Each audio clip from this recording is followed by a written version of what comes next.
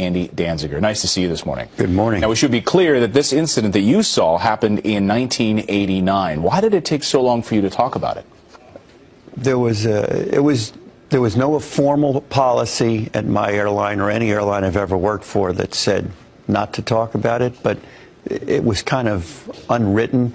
We were young, we were new in our careers, and the way people tended to be ridiculed about all this, you just kind of kept quiet. So this came out during a Daily News interview recently when you were asked about it. That's correct. Had you ever seen a UFO? And you responded that you had, and you went into detail about it. So what happened in 1989 on that day? Unbelievable.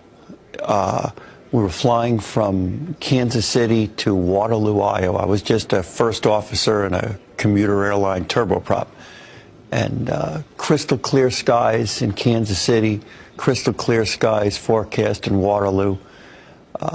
Supposed to be good weather en route. It's only a couple 250 miles away. We reached our cruise altitude of 15,000 feet, and all of a sudden we just noticed, you know, we're busy in the climb out. Those little, smaller airplanes didn't have autopilots. Leveled out, and a lot of thin, wispy clouds all around us. I noticed off to my right, and I was sitting in the right seat, was a white disc, just kind of thin, visible, barely visible behind the clouds, or dimly visible behind the clouds. And it was a little odd, but you know, we were used to seeing a lot of things in the sky, so when you see something strange, you start looking around trying to figure out what it is.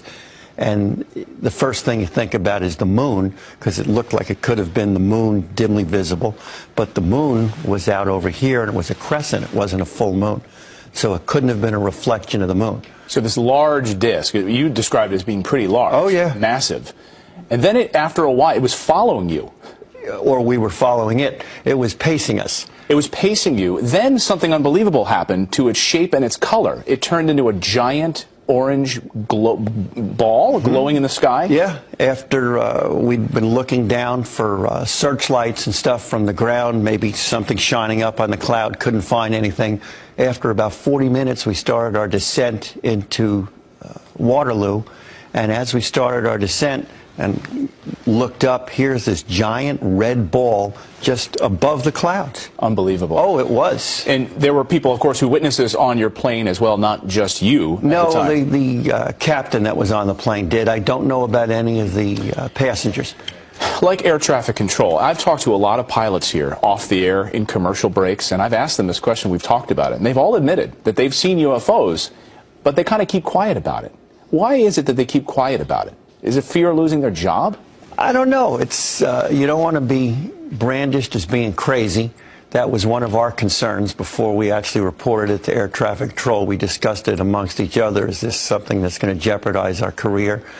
The government discounts every single report that ever seems to come out.